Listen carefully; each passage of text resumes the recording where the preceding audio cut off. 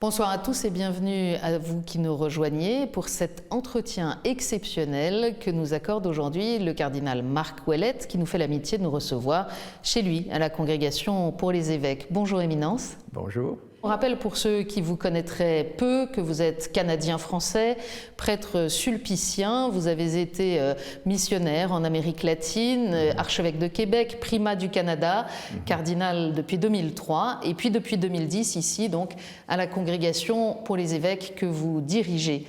Vous aviez publié en octobre 2019, un petit peu à contre-courant, on peut le dire, un livre pour une vision renouvelée du célibat sacerdotal. Ça, c'était le sous-titre, ça s'appelle « Amis de l'époux » et c'est publié en français aux éditions Parole et Silence.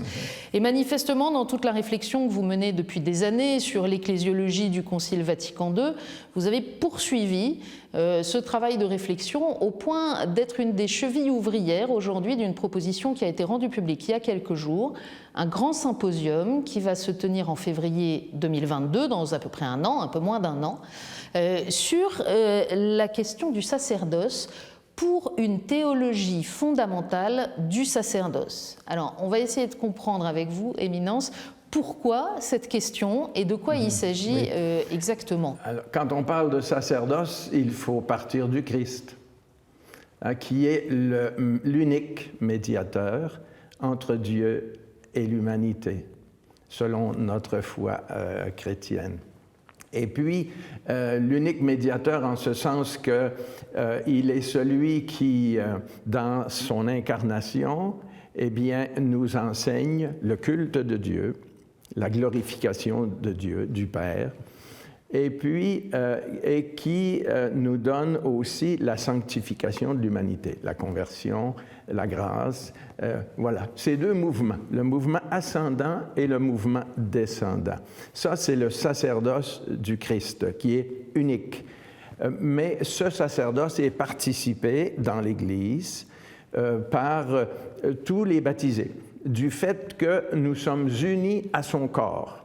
Alors, son corps, qui est l'instrument de son sacerdoce, eh bien, c'est comme élargi, allongé, si vous voulez, au corps du Christ qu'est l'Église. Alors, l'Église participe du sacerdoce du Christ, donc de sa glorification du Père et de sa sanctification de l'humanité.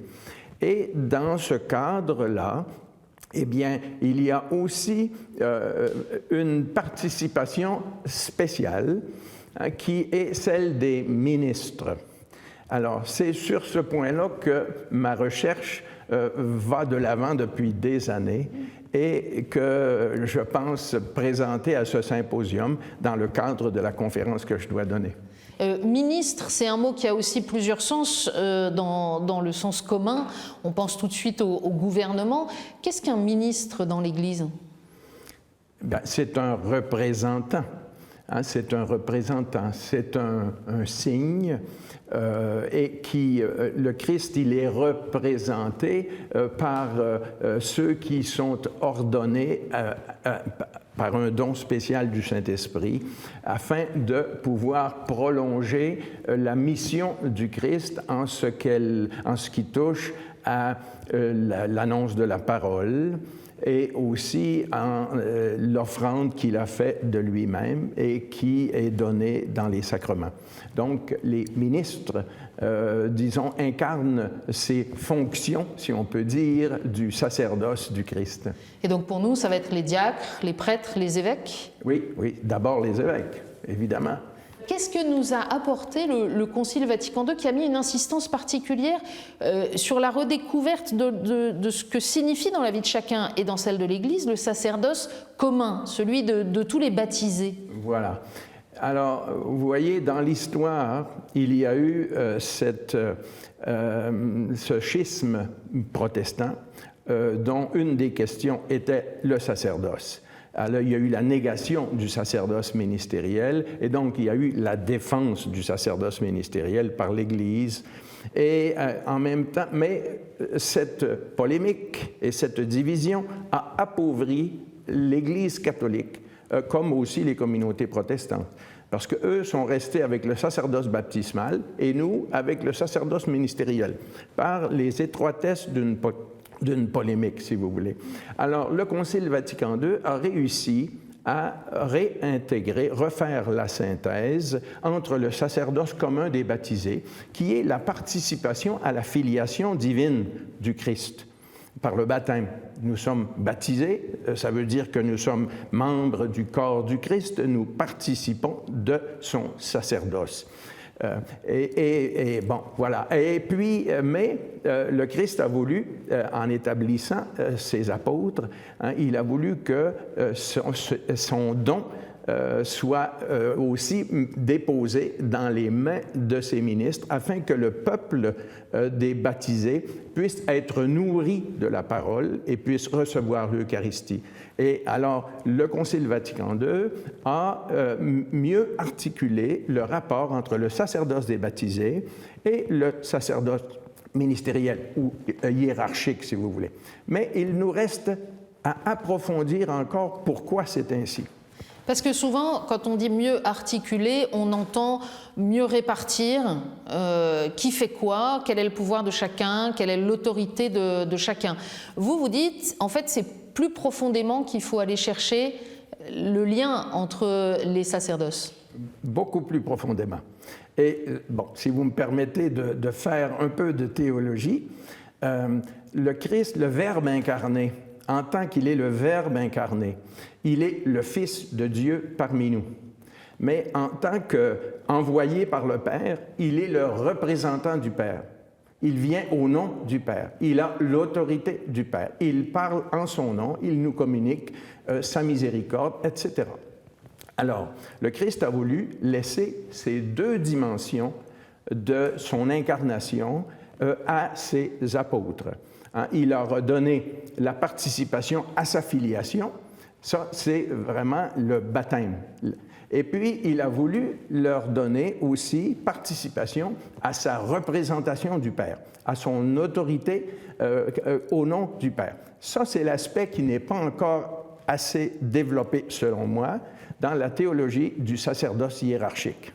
Ça veut dire que cette insistance du Concile sur le sacerdoce commun des fidèles, des baptisés, nous amène à retravailler la compréhension du sacerdoce ministériel comme en écho, comme en regard? Oui, tout à fait. C'est-à-dire de voir mieux. Si nous avons une ecclésiologie trinitaire, eh bien, nous pouvons voir cette articulation à partir de son fondement. N'est-ce pas? Quand Dieu se donne à l'humanité et fait alliance avec elle, ben, il se donne totalement. Il donne son Fils et il donne son Esprit à travers le sacrifice du Fils. Le Saint-Esprit nous est donné. Mais quand le Saint-Esprit nous est donné, il est l'Esprit du Père et du Fils. Et il est lui-même, si vous voulez. Mais le Saint-Esprit porte avec lui-même toute la Sainte Trinité. La communion de l'Église, c'est le don du Saint-Esprit qui porte avec lui toute la communion trinitaire. Alors ça, c'est le mystère sur lequel nous n'avons pas assez médité. Il manque à l'ecclésiologie cet approfondissement. Qui peut nous aider à comprendre comment vivre la communion des vocations dans leur singularité, à partir aussi de la communion des personnes divines. Exactement. Exactement. Alors, si vous me permettez de continuer, le sacerdoce baptismal ou commun s'exprime à travers toute la vie des laïcs, les gens mariés et tout, au fond, tout ce qui est engagement dans le monde, tout ce qui est présence, tout ce qui est travail, ça fait partie du sacerdoce des baptisés. L'exercice des vertus théologales dans la vie du monde, ça c'est le sacerdoce des baptisés. Bon, j'ai dit un mot sur le sacerdoce des ministres, mais il me reste à dire ce que vous posez maintenant, c'est-à-dire il y a une dimension charismatique de l'Église, charismatique, que le Concile Vatican II nous a permis de redécouvrir et de mettre en valeur. Alors, le cœur de cette dimension charismatique, c'est la vie consacrée. C'est la vie consacrée. Et la vie consacrée, c'est l'expression la plus évidente de la liberté du Saint-Esprit, de la gratuité du Saint-Esprit. C'est le lieu propre du Saint-Esprit. entre le Père et le Fils, le Père qui est responsable de tout le dessein, le Fils qui est son envoyé, et l'Esprit Saint qui couronne, si vous voulez, la vie de l'Église avec la beauté, la gratuité, la simplicité et de la vie consacrée. Et la vie consacrée, elle est à la pointe de la mission. À la pointe de la mission. Pourquoi? Bien, parce qu'elle nous dit la manière d'être de Dieu, la liberté de l'amour, la gratuité de l'amour.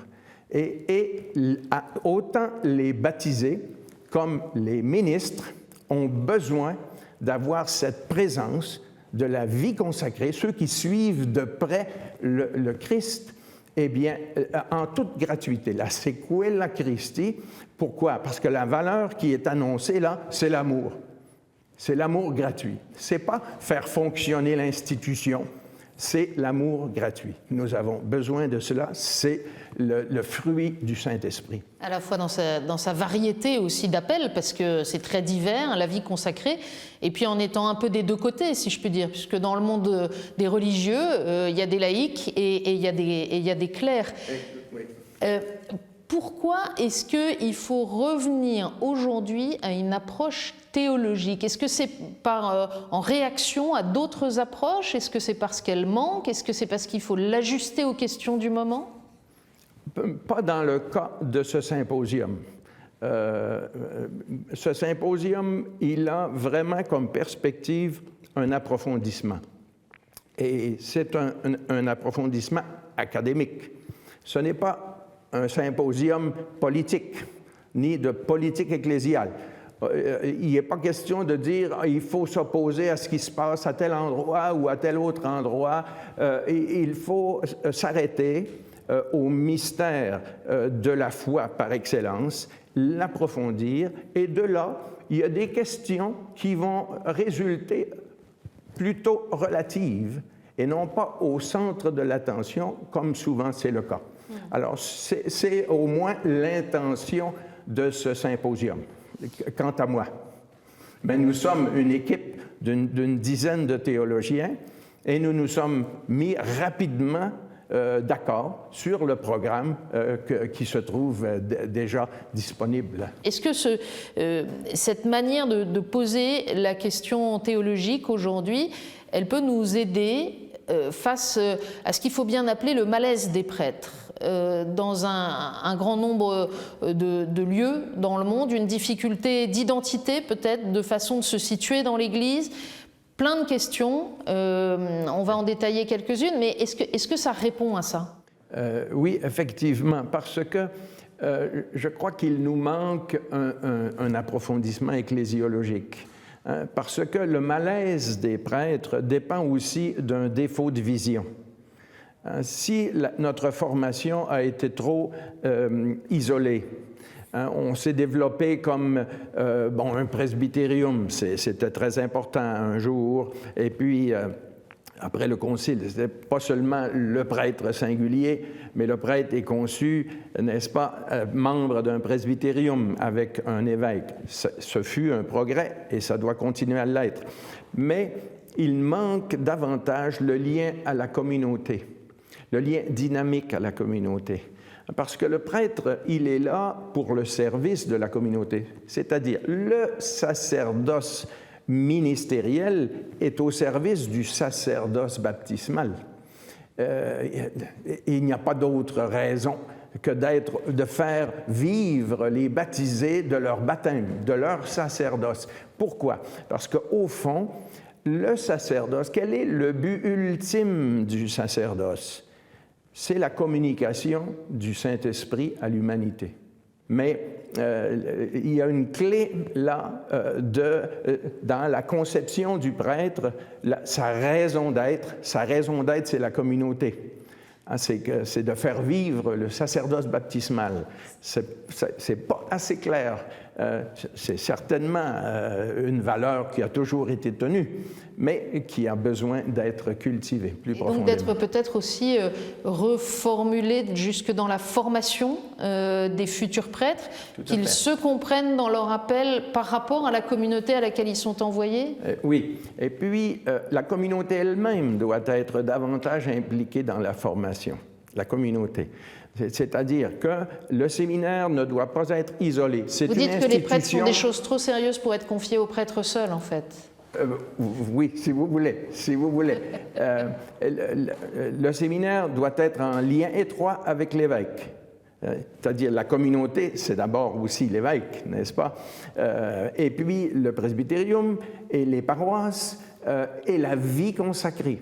La vie consacrée. S'il n'y a pas une présence de la vie consacrée dans la formation sacerdotale, eh bien, il manque toute une dimension au prêtre dans l'exercice de son ministère. Et cela n'a pas été suffisamment valorisé, je crois, dans le passé. Vous avez prononcé tout à l'heure le mot hiérarchique. C'est une des questions qui aujourd'hui suscite pas mal de réflexions avec cette vision du prêtre considéré comme finalement un homme de pouvoir dans le rapport à la communauté. Je vais mal le citer, alors on m'en voudra, mais c'est le curé d'Ars qui disait, je crois, si on savait seulement ce qu'est réellement un prêtre, on tremblerait. Et en même temps, cette vision de cette mission incroyable qui est confiée à de faibles hommes, elle nous a aussi conduit à sacraliser les prêtres, d'une certaine façon. Le rapport au pouvoir n'est pas simple. Oui, bon, c'est vrai. Là, vous avez touché, sans prononcer le mot, le cléricalisme, n'est-ce pas? Bien sûr, qui est une déviance, qui est un abus de ce pouvoir, qui est une mondanisation de ce pouvoir spirituel. C'est-à-dire que le don du Saint-Esprit qui est déposé par l'imposition des mains sur des pauvres hommes, des pauvres pécheurs, c'est un don relationnel pour communiquer la grâce de Dieu, le pardon de Dieu, le don de la Sainte Eucharistie, et pour accueillir les personnes, les écouter, être attentif. Bon, alors, ce lien peut être, comme n'importe quelle relation, dévié. Hein, et un prêtre, au lieu de rester au service de celui qui l'habite pour se communiquer à ses enfants, si vous voulez, le prêtre peut renverser sur lui-même, si vous voulez, ou utiliser à son propre égoïsme, à son propre intérêt, ce qui lui est donné pour communiquer aux autres. On a vu avec les scandales d'abus de ces dernières décennies que justement une vision cléricale et une sorte aussi de protection naturelle de l'entre-soi pouvaient permettre des abus et contribuer à les cacher. Donc, est-ce qu'il n'y a pas dans cette question tout de même une invitation à revoir l'équilibre de la relation, y compris dans l'ordre de l'autorité, entre la communauté et les ministres ordonnés? Oui, c'est pour ça que j'ai insisté dans la formation sur la participation de toute la communauté à la formation.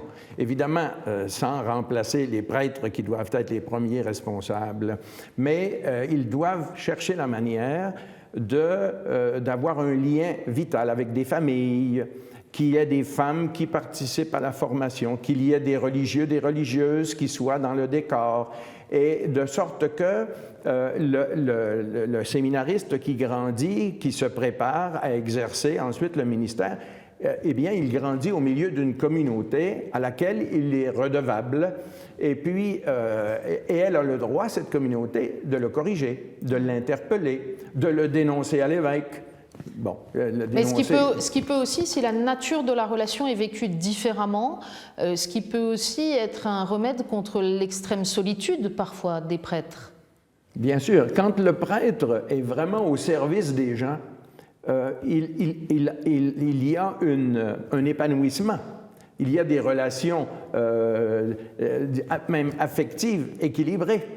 Mais si le prêtre ne fait que donner des rites et ensuite se retirer à être complètement pour lui-même dans une vie privée qu'il protège, là, c'est plus inquiétant. Alors, il faut s'assurer qu'il y ait une vie fraternelle entre les prêtres, évidemment, et une vie fraternelle avec les fidèles. Est-ce que toute autorité dans l'Église est cléricale? Non, pas du tout. Parce que toute la vie consacrée, par exemple, c'est fondé sur l'autorité d'un charisme, d'un don. Prenez Saint François d'Assise. Saint François d'Assise avait une autorité parce qu'il était l'investi du don de Dieu, et puis avec toute la fécondité des ordres franciscains qui viennent après lui. Alors, symboliquement, vous avez cela répété dans toutes les structures de vie consacrée. Et donc, dans cette conversion missionnaire de l'Église, dont on parle depuis pas mal d'années maintenant, ces disciples missionnaires qui sont envoyés annoncer la bonne nouvelle, c'est aussi bien des prêtres que des laïcs, que des religieux, des consacrés? Bien sûr, parce que du fait que vous êtes membre du corps du Christ, vous recevez une part de sa mission. Et cela aussi, il faut l'approfondir. Et le don du Saint-Esprit qui vous lie au corps du Christ, eh bien, ce don du Saint-Esprit doit être partagé.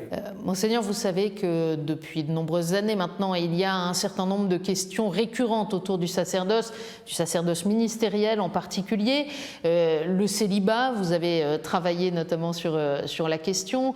Il y a aussi évidemment le sujet de l'ordination d'hommes mariés qui peut coexister avec un clergé célibataire pour l'Église latine. Il y a la question de la place des femmes dans la gouvernance de l'Église et puis d'une certaine façon l'accès au ministère aussi aux femmes qui est reposé régulièrement.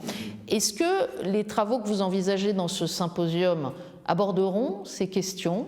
Est-ce que ces sujets sont ouverts à la recherche et donc à de potentielles évolutions dans l'Église latine?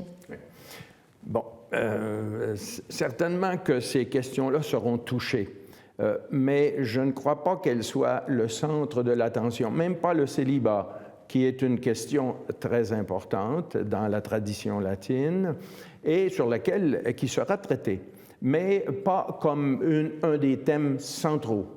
C'est plus vraiment le sacerdoce baptismal et le sacerdoce ministériel dans son sens et dans la relation, dans le rapport entre les deux qui sera traité. La question des femmes, qu'est-ce que vous voulez? Bon, on y touchera certainement, et il y aura d'ailleurs un moment très précis prévu. Mais pour traiter la question des femmes, il faudrait un synode, pas un symposium théologique, même d'envergure comme celui que nous allons faire. Il faudrait un synode universel. Et ça, bon, nous sommes un peu en retard là-dessus, ça viendra. Je crois que la synodalité dont parle le pape François est déjà un moyen d'intégrer davantage la participation des femmes. Bon, mais il y a des petits pas qui sont faits, peu à peu, mais un jour, il faudra que la question de la femme dans l'Église soit reprise fondamentalement. Éminence, merci d'avoir bien voulu nous partager ces réflexions. Ce symposium aura donc lieu en février l'année prochaine. Il y a déjà des éléments sur Internet, sur un site qui s'affiche sur les écrans. Et puis, bien entendu, ce n'est pas une réflexion fermée. Donc, déjà d'ici là, et de manière générale dans l'Église, on peut continuer à réfléchir à ces questions, c'est le moins qu'on puisse dire. Comment est-ce que vous expliquez que vous, ce sujet vous anime tant par cette porte d'entrée du sacerdoce? Enfin, moi, j'ai été 20 ans en formation sacerdotale. Alors, je suis héritier de l'école française de spiritualité où le sacerdoce a une place importante. Bon, j'ai beaucoup travaillé dans l'esprit du père Balthazar, qui a été mon maître en théologie, donc qui a développé une vision renouvelée de la vie consacrée. Et c'est de là que j'ai cette insistance. Et puis, bon, 10 ans à travailler avec les évêques, eh bien, avoir à la fois les besoins et les problèmes. Au cours des synodes que j'ai suivis, évidemment, étant ici à Rome, alors la question du sacerdoce que je porte depuis 30 ans, même dans les termes que je vais explicitement développer, eh bien, je sentais qu'il fallait que je donne ma part. théologique sur ce sujet. C'est pour cela que j'ai pris cette initiative avec l'aide de d'autres personnes. Et avant de se quitter, si dans ceux qui nous regardent, il y a des prêtres, des évêques, je pense à eux en priorité parce que c'était un axe fort de notre conversation, qui vivent ce malaise justement, qui sont un peu en difficulté, qu'est-ce que vous aimeriez leur dire? De garder courage. Hein? Le défi de la mission aujourd'hui est grand, mais c'est la parole de Dieu qui nous tient. Merci Éminence, merci de nous avoir accordé ce temps et de nous avoir fait part de ces réflexions qui se poursuivent dans toute l'Église. Merci à vous de votre fidélité, à très bientôt.